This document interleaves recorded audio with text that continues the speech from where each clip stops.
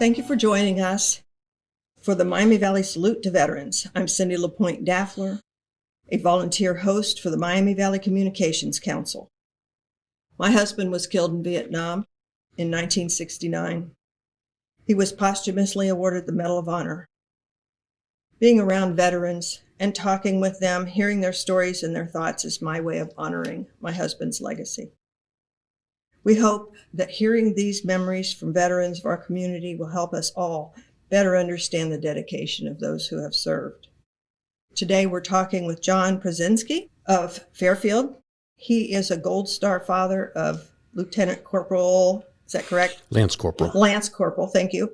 Taylor Bradley Prazynski, a veteran who served, well, he started in 2003 but was killed in 2005. Correct. He will tell us the story of his son. Thank you for being here with us today. Thank you for the opportunity. Yeah. I really appreciate it. I'm very familiar with Gold Star families, dads, moms, the kids, and brothers and sisters. So I appreciate you being here and talking about Taylor. Thank you. You have a picture that you brought, a drawing. It's a drawing from a Vietnam veteran who is drawing all of the fallen in the War on Terror. Michael Reagan lives in Washington State, and I met Michael Reagan through a Gold Star father I met in Arlington National Cemetery. Wow. And I don't know Michael personally, but the father of the other fallen hero that I met had Michael draw this and had it sent to me. That is beautiful. And you say this is a copy and the original is hanging where? The original is hanging at Fairfield High School, where Taylor went to high school. And we have a scholarship fund in his memory. There at Fairfield, we've given 73 scholarships to 73 different students. And we have it hanging there as a reminder of our fund and a reminder of Taylor's service and sacrifice. And he loved being a student there. That's wonderful. Thank you for that. So what made Taylor decide to go into the military? Well, I'm an Air Force veteran. I served from 1980 to 1989. And Taylor was born at Hill Air Force Base in Utah in 1984. And so he sort of grew up his first 4 or 5 years on a base. And he remembered that. So when he got to high school, if you remember 2001, he was a sophomore, junior, something like that. Twin Towers fell, and we had a family conversation about what's our nation's responsibility, what's our nation's response going to be, and he decided that he was going to go do his part and serve, and he had met the Marine recruiter at the school and decided that he wanted to be a Marine, and I encouraged him to explore all of his options. As a matter of fact, I'm scheduled 2 appointments with him, one with the Army recruiter that I knew, and the other, I had to find an Air Force recruiter. And he was determined he was going to be a Marine. And I blessed his decision, but I asked him to please go back, figure out what specifically are your reasons for joining the Marine Corps. And he said he would. I wanted him to clearly articulate what his thought process was. And he came back to us and he says, okay, I want to tell you why I want to be a Marine. I said, okay. He says, so what were you? And I said, I was in the Air Force. And he goes, operative word is was. Once a Marine, always a Marine. And I'd heard that from the very first Marine I ever met. Right. We all have, right? And, God bless our Marines. And so I understood that. And then he says, I want to know that I personally have what it takes to make it through Marine Corps boot camp. And I remembered being an 18-year-old kid and going into the Air Force and going through my basic training, and I understood what he meant. And then he said, I want to be part of a special elite team. He said, the Marine Corps is the smallest branch of the military, and I really feel like, that's an elite team that I want to be on. And I understood what he said, and my wife Carol and I, we blessed his decision and supported that. But of course, he had to get through his last year of high school, and he was only 17 at the time he made that decision. I would not sign for him. Told him he had to make his own decision, but yet get through his high school days, and from there we would, see how it all worked out. So he graduated, what would it be, April, May of 03 from Fairfield High School, and went ahead and signed up and waited till October to leave to go to his boot camp. So October of 03, he left our home and went to Parris Island, and graduated Parris Island. I want to say it was January of 04. And so he left Parris Island and went to the School of Infantry at Camp Geiger. And when he enlisted, I asked him what he wanted to do. And he says, I want to go live a 4-year adventure and then come back and go to college. And I encouraged him to try to find maybe something that he could, translate into a job as a civilian. And he's like, no, I want to go live the adventure. I want to go pound the ground. He wanted to be a grunt. So he enlisted as an infantryman, his choice. And so he went to the School of Infantry at Camp Geiger, which is next to Camp Lejeune.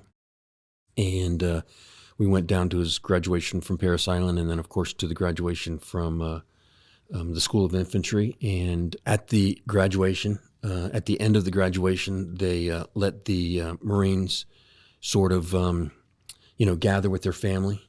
And about 15 minutes after the graduation, they made a roll call of, all right, everybody line up. And they lined up half of them and marched them off. And Taylor wasn't one of them. And I said, Taylor, where are they going? And he said, oh, they're going to Iraq, literally from the School of Infantry. And so that sort of, put us on, oh, okay, this is real. And he, from Camp Geiger, went to Camp Lejeune and became part of the 3rd Battalion, 8th Marine Regiment. And they had just deployed to the nation of Haiti. So he gathered with some Marines that were going to catch up with the 3rd Battalion, 8th Marine Regiment that had already been to Haiti, and flew to Haiti and became a part of a peacekeeping force. If you remember, in 2004, President Aristide was given safe exit from the nation of Haiti instead of there being a military coup, and our Marines kept the peace for approximately 6 to 8 months, whatever it was, in the nation of Haiti, and then were replaced by UN troops to keep the peace. And it allowed a new government to be set up. And so they patrolled the streets of Haiti every day while they were there. And he told me, he said, Dad, it was when you're on the shore in Port-au-Prince where the ocean is, said it was just some of the most beautiful scenery you ever seen. You turn around and look into the nation of Haiti, and it's just the darkest, dirtiest, terrible place to be. Said it was like walking through an outhouse for 8 hours every day. Oh my God. So he came home from Haiti toward the end of 04 and came home for Christmas. So he was with us through Christmas holiday of 2004, and then on January 1st, 2005, he came to our home with his friend Troy Riggs from Fairfield, who was stationed at Cherry Point, close to Camp Lejeune. And we prayed for them and their safety, and they departed. And Troy went back to Cherry Point, and Taylor went to Camp Lejeune. And that month later on, in January of 05, they deployed to Fallujah, Iraq. When Taylor came home from Haiti, his eyes were, the size of softballs. Dad, you're not going to believe what we saw. Mm-hmm. And all I could think, don't know that I verbalized it necessarily, but all I could think was, you haven't seen anything yet. I know you're going to Fallujah. So went to Fallujah in January of 05. And I remember him calling. They stopped in Germany. He called home. Hey, we're on our way, but we're in Germany. Just wanted to call and say that I love you. And we talked briefly. And he tried to call home as often as he could from Camp Fallujah. He was not really a letter writer. I got one email from him the whole time he was in Fallujah. And if you think about this, now here we are, 2024, electronics weren't Right. what they are now. And so, they didn't have smartphones. Every time we sent him a box, we put in a disposable camera, and we sent him boxes on a regular basis, things that he would want, magazines. He was a huge football fan. So when the NFL draft magazine came out, he asked, would you send that to me? And of course we did, because he watched college football and NFL, and he always liked to see which teams picked up the college players he followed. But we always put in a disposable camera so that, maybe he could take some photos and try to have some memories of where he was and what he was going through. As a kid, he was always fun, always friendly, always smiling. We taught him to be nice to other kids. It was funny, when we lived on a base in Illinois, Chanute Air Force Base, the base housing was in a circle, and the street was called Circle Drive, right? In the center of the circle was a playground. And all the kids were always out on the playground together. And he couldn't wait to get out there and play with all the kids. And so I just remember going out there and teaching him, to play with the kids, play nicely with the kids, share, and things of that sort. And he just grew up as a fun-loving, happy kid. And everybody wanted to be around him because he was always up to something, I guess, trying to have fun. Was he kind of a leader? He was kind of the cruise director, so to speak. Yeah. I don't know so much as a leader, but he was always trying to put something together for all of them to go out and have fun. Well, that's close enough to a yeah. leader. So now, is he an only child, or? No, I have a son, Ryan, and my wife Carol and I, we blended our families. Taylor's mine, Ryan's hers. And we met because of the two of them were in the same kindergarten class, went to the same daycare, and we were both single parents. So Taylor's mom was very actively involved in his life, of course. Her name's Claudia. She lives in Fairfield Township. And so we, co-parented, so to speak. Mm-hmm. And he was just a good kid, I miss him every day. Was he adventuresome as well? He was. He loved sports, loved to be outside. That was one of the things about being in the Marines. We weren't a camping family necessarily, but, we tried to be outside as much as we could. He loved being outside. Down at Camp Lejeune, one of his favorite things was that they would just go out and be out, doing their training and not going back and sleeping inside or anything. They were out for weeks at a time, and he just loved that. He liked that, yeah. Yeah. Oh, wow. If you're just joining us, this is Miami Valley Communications Council Salute to Veterans podcast. I'm your host, Cindy LaPointe-Dafler, and today we're talking with John Prazynski about his son, Taylor Bradley Prazynski, who was killed in action in Iraq. Outside of Fallujah in a town called Karma. Mm-hmm. In the Al Anbar province. Did he talk about others that he trained with, worked with? He lived what he said that it would be in the Marines, because it's a brotherhood, and he basically made brothers out of his fellow Marines. Mm-hmm.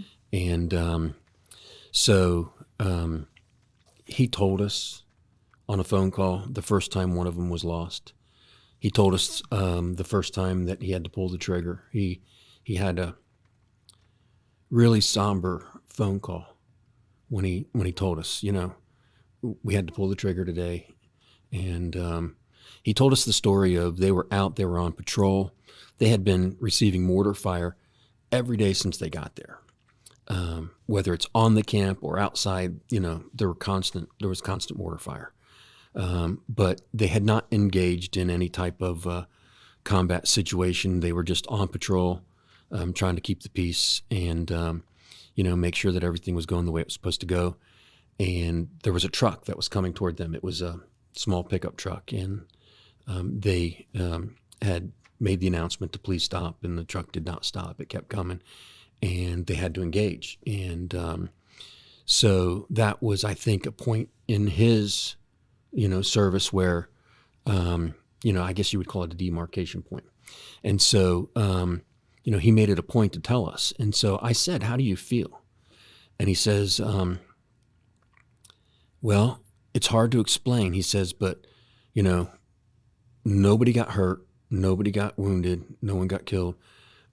We all got back, and the squad leader sat us down and wanted to talk about it and everything. And nobody wanted to say anything. And finally, one of the guys said, 'You know what? We all did what we were supposed to do, and we all did what our training was.'" And he said that's when it all kicked in, that, hey, you know what? We have been trained well. We know what to do. We're going to be okay. Mm-hmm. Yeah. So, hard conversation, of course. Of course. So he was able to talk to you from where he was out in Iraq. At Camp Fallujah, they had a phone bank, Okay. a bank of computers. The only time he ever sent me an email, he was not a writer, but the only time he ever sent me an email was we were in the middle of a phone call and the call dropped. And the reason the call dropped was every time they lost someone, they would shut down all outside communication so that the families could be notified properly. They did not want anybody on the phone to say, "Oh, by the way, we lost someone today, it was so-and-so," and then it get back to that family before the Marines had the proper notification. Of course. So he enjoyed basic training. He did. He decided on his own MOS. Mm-hmm. Okay. Had he been away from home before? Just, like summer camp, whatever. Not really. Not really away from home. Right. But yeah. Summer camp was fun. Oh, yeah. He loved being outside doing things. Yeah. So with his buddies. So he loved playing football. He ran track. He was not necessarily a scholar, but he had fun in school, and he loved, his buddies. That's great. What else would you like to tell us? Well, I would, I guess, like to say that he was glad to serve. He really felt called. And Right. in one of the phone calls from Iraq, he said to me, "Dad, I'm where I'm supposed to be, doing what I'm supposed to do." And as a parent of any teenager, who, sometimes you think, what's the kid going to amount to? And for me to hear that, it was like, wow, he grew up. And to me, it was very rewarding to hear him say that. Mm-hmm. And so I just feel like he was meant to be a Marine, and it was just so good for him. He just really became the man that he was supposed to be. And of course, I had enlisted, so I understood what he was signing up to go do. But none of us really thought that, that would happen. And on May 9th, our lives changed forever. It was about quarter after midnight. I had been in bed for maybe half an hour, 45 minutes. I wasn't really asleep yet. It's a spring day, so I love sleeping with the windows open. The windows were open, and I hear a car pull up. We live on a cul-de-sac, so we don't hear much traffic. And I hear a car pull up, and then I hear the door close, and I hear, "Call me back on my Marine Corps Nextel. My cell phone's not getting good reception." And Carol says, "What's going on?" And I said, "Oh, I think Alec, our neighbor, I think he's home." He was a Marine, and he was in Afghanistan, and I knew he was due home sometime. So I thought, oh, he's coming home to see his parents. And then our doorbell rang, and our lives changed forever. And, I believe that in spite of our loss, we've been blessed. And I really feel like, Taylor's life was directed. My life has been directed.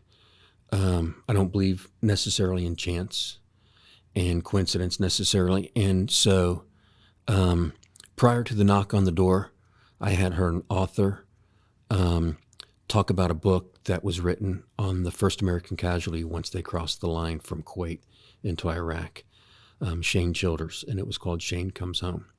And I heard that on the radio, and I went and I read the book. I went and bought the book and read the book.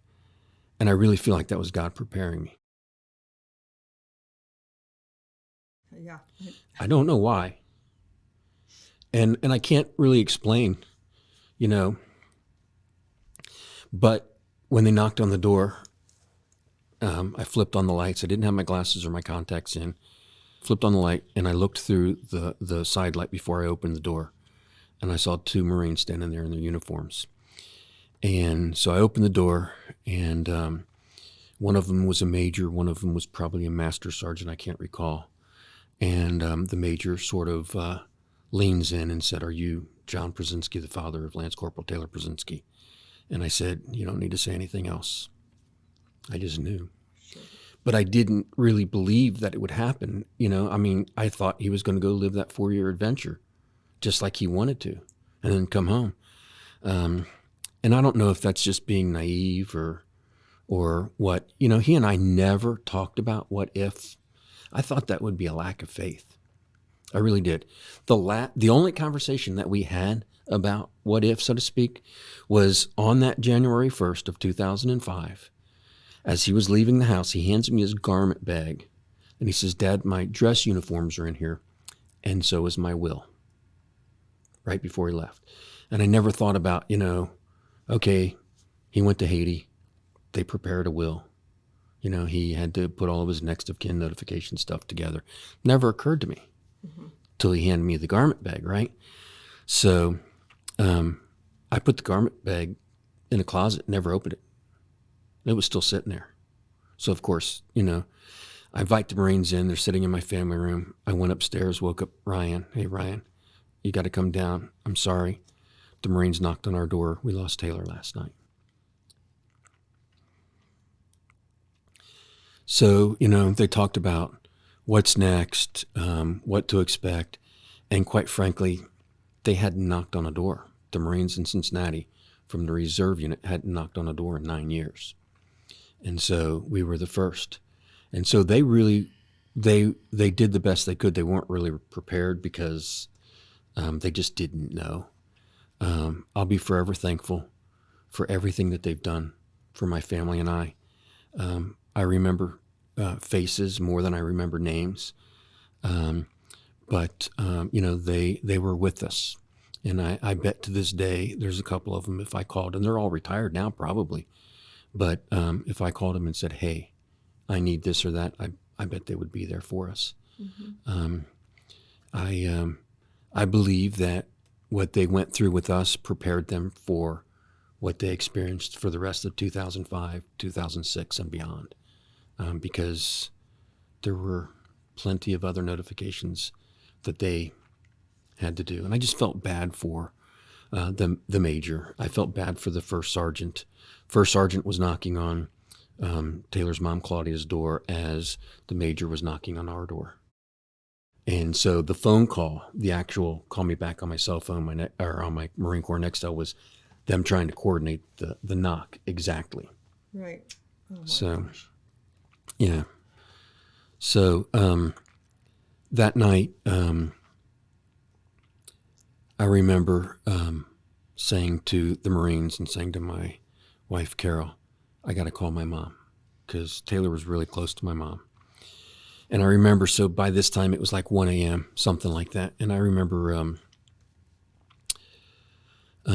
calling her. I woke her up and I said, "Mom, I just want you to know we lost Taylor last night. The Marines knocked on my door." And she says, "Oh my gosh, John, I'm so sorry." And she hangs up the phone. And I looked at the Marines, I looked at my wife, Carol, and I said, "I have no idea what I just did to her." And so 5 minutes later, the phone rings, and it's my mom. And she's like, "John, am I dreaming or did you just call me?" And I said, "Mom, I just called you and you're not dreaming. So get a overnight bag together. I'm going to come get you." She was probably 20 minutes away, 25 minutes away from where we lived. And I went to get her. And so she says to me when I picked her up, she says, "Did they let Claudia know?" And I said, "Yeah, of course. They knocked on my doors at the same time they knocked on Claudia's door." And she says, "We have to go see her." And I'm like, "I don't think that's a good idea." And she says, We have to go. So I took her over so she could speak to Claudia, and I briefly spoke to Claudia. We weren't real close. Obviously, we'd been divorced probably 15 or 16 years at that point. And then I took my mom home to our house. And, we didn't sleep that night. I remember waking up or trying to get up in the morning and just remembering people started coming to our house. And one of the cousins had stopped a news crew a couple streets over and wouldn't let them come. And so at that point, I remember having the conversation with Carol about, we cannot let this destroy us. We have to take positive steps to overcome such a negative thing. And so we prayed together, and we prayed that everybody that would come to our house would leave better than they came. They were coming to console us, but we felt like we had to do what we could to make sure that everybody that left better than when they came. And so it's hard to explain the journey. You went through it, it's like a blur, it was like yesterday and forever all at the same time. And the following day, an article came out in the Cincinnati Enquirer right on the front page and talked about Taylor dying, being the first Marine from Greater Cincinnati who died in the War on Terror. And in the article, it labeled him a number. It was like he was the 3176, whatever, casualty in the War on Terror. And that really broke my heart. But I gave the author of the article the benefit of the doubt, and I finished the article. And the article said that there were 3 times as many injured or wounded. And so I said to Carol, I said, that's it. We can't do anything for him, but let's turn our focus on those that we can help. What about those that have been wounded or injured in the War on Terror? And, we had never met a Gold Star family up to that point. Mm-hmm. I mean, even in my military service from 80 to 89, I don't ever remember meeting a Gold Star family. I remember kids from my neighborhood that were older than me that served in Vietnam that got drafted. I remember one of them who suffered severe injuries. And I remembered him, and I thought, well, maybe we can do something. So that set out a journey to try to find an organization that maybe we could help or support. And so I did a search online and found an organization that had started in Cincinnati called Impact a Hero. And I called the gentleman and said, hey, would you come talk to my family and I? And his name was Dick Lynch, and one of his board members by the name of Dick LaJoy came to our house and spoke to us. And they said, and this was before Taylor's body was even back from Iraq. And they said to us, we're not sure why you called, but since you asked us to come, we came. And I said, I just want to know about your organization and what you do. And they basically supported the injured and wounded in the War on Terror, emotionally, financially, and their goal was to also help with career support down the road. And so we collected, in lieu of flowers, we collected money and made a donation to Impact a Hero from Taylor's visitation at Fairfield High School. And that started a journey of us, that visitation. That's when we met our first Gold Star family. Keith Maupin came through, and I'm thinking to myself, why are you here? And then I met the family of Jimmy Miller, who was a soldier that was killed in January. Jim Miller, his wife Jody, and his mom and dad. And all I could think was, why are you here? And Jim wrote me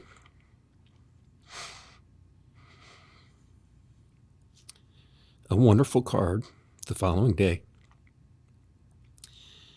And I'll never forget him sending me that card and just thinking, they chose to come here to support us. They're reliving their worst experience.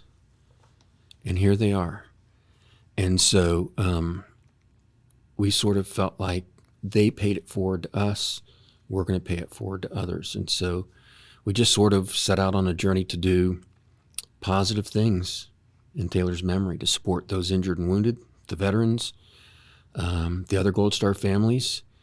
And it hasn't been just us. Our community has really come forward and supported us and helped us through. And, I made fun of a first lady one time who said it takes a village to raise a child. I'm like, no, it doesn't. It takes good parents. Shame on me. I get it now. Mm-hmm. And in 2005, I was keenly aware of my mistake in saying that. And my community, you today, allowing me to come here to tell Taylor's story. Taylor, his memory only lives on if somebody's telling his story. So I am so thankful every time I get the opportunity to tell a story. Somebody sent me a book talking about the loss of a child. So one of the things that is hardest on the parents who lose a child is that they're not making new memories. And if they're not telling the stories, then the old memories fade due to time. Right. Not that we forget them, but those memories fade. Time, we're told time heals everything. On the one hand, it does. On the other hand, no, it doesn't. It just makes the numbness not feel so numb, right? Right. Yeah. So we just, have tried to. You said that there were other books that he was mentioned. Yes. Yes. So the first book, interesting story, GQ put this out, and it's called This Is Our War. Mm-hmm. So I was at work one day and I come home, and again, this was, 2005, so not too much technology. I still had a home phone. And I walk in the door and Carol says, GQ magazine called you. And of course, I was born a smart aleck, so I'm like, well, of course they did. Why would GQ magazine be calling me, right? So anyway, she gives me the name and number. I call them back and they say, hey, we wanted to talk to you. We know that your son died in Iraq. We have this idea. We did a story in one of our magazines that we got such a response on that we were thinking about doing a book. And we want to do the book to honor those that have served and those that didn't come back. Would you mind sending us some pictures of your son in Iraq, if you have any, and just tell us a little bit about him? So I'm like, okay, sure. So I did, of course, and didn't hear anything back. And then one day in the mail, I get this book. And they told me, we don't know if this is going to be published or not. But if it is, we'll send you a copy. And I said, okay. So the book is called This Is Our War. And the story came about because one of the reporters was embedded with our troops in Iraq. And he got to know some of the soldiers that he was with. And one day, he had made friends with one of the soldiers. And one day he sees that soldier and he asks him, hey, how you doing? And the soldier was really down. He's like, what's going on? He goes, it's my sister's birthday. I miss her. And then he looks at the reporter and he goes, do you want to see a picture of her? And he's like, well, of course I do. So he reaches in, he pulls out his dog tags. He pulls off I guess it's called a memory stick. I'm not a techno guru, but memory stick. And he goes, show me your computer. And he plugged his memory stick in there. And he saw all the pictures that this soldier had taken while he was in Iraq. And he's like, wow, I've seen it through my eyes. He's seen it through his eyes. Let's show what everybody has seen through their eyes. And so that's how this came about. So to make a long story short, the beginning of the book, it talks about how they put the book together. And then it talks about in here receiving the photos of the family. And they mentioned Taylor specifically about getting his picture and how it hit them that, oh my gosh, he looks like somebody I went to high school with. This could have been my brother, my friend's brother, whomever. And how then it really took on a different meaning. And in the book, they just asked anybody that had served in Iraq and Afghanistan to send them photos. And so the chapter of the fallen, they led with Taylor's picture. Oh, and then, of course, she sends me a really nice letter explaining how they did the book. So anyway, yeah, so it says in here, the pictures became personal. Instead of headshots of the fallen shown on television, we were sent a photograph of Lance Corporal Taylor B. Prazynski, who was killed in an explosion in Al-Karma. It may be the most affecting picture in the book because you see a glimpse of what he must have looked like to his mother or brother, a guy any of us could have known. Mm-hmm.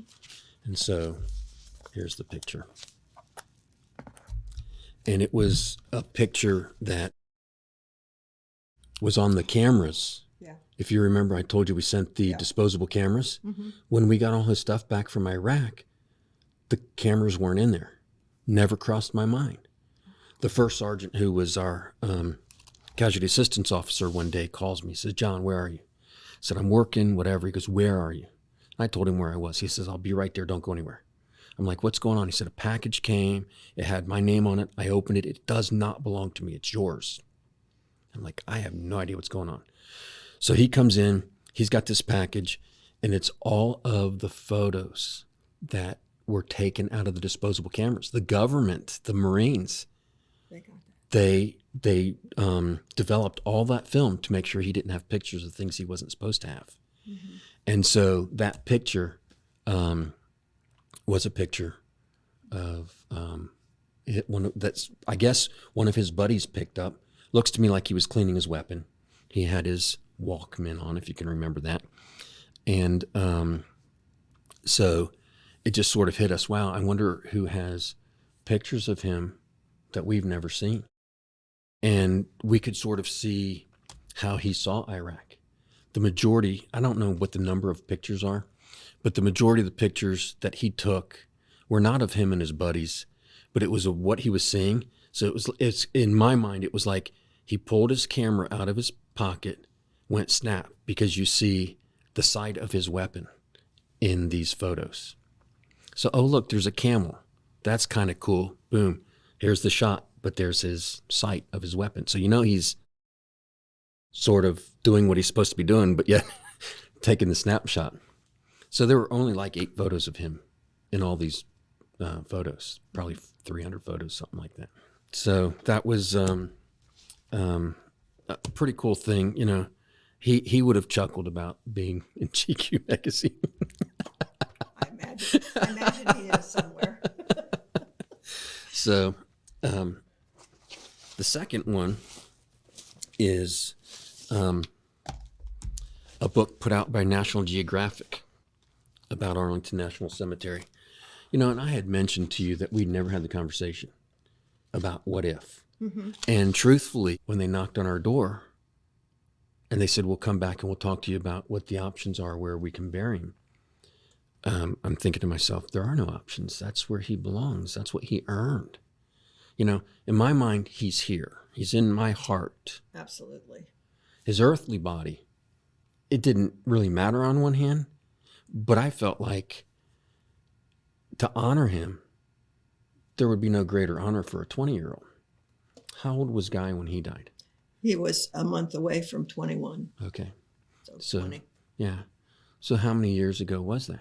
It was 1969. 1969, okay. So it's almost 18 years for us. And this year at 18, I felt like, oh my gosh, he's almost gone as long as he was here. So you probably had that same, I don't know if you call it a demarcation point or whatever, realization, I don't know. Mm-hmm. I'm not a wordsmith, but I mean, we all have thoughts. And so I get this book from, and I can't remember all the particulars on how this came about, but it's a book on Arlington, and National Geographic took the photos. I think I have the page marked. Yeah. So it came out, they talked about it on the news and whatnot, and my sister-in-law calls me. She said, "Oh my gosh, John, did you get the National Geographic book?" I'm like, "Sure, Debbie, I did, but I haven't looked at it yet." And I remember opening it up and looking at it. I'm like, I don't remember who this person is. She says, John, that's my cousin. She was in Arlington from New York for Rolling Thunder, and the National Geographic photographer was walking through Arlington and saw her kneeling and saying a prayer on Taylor's grave and snapped that photo. So again, I don't believe there's coincidence. So, yeah, and Taylor's buried down from Paul Smith, and then also and I don't know if you know those families, the Congressional Medal of Honor recipients from Iraq and Afghanistan.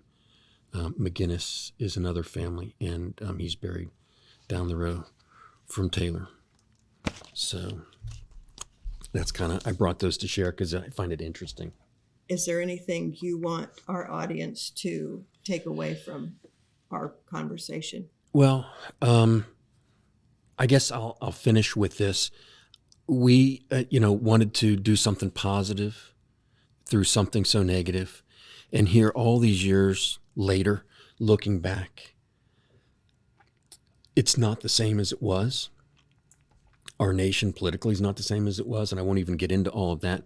But I feel like because of our community, because of our friends, because of our family, we've been able to do a lot of good, positive stuff.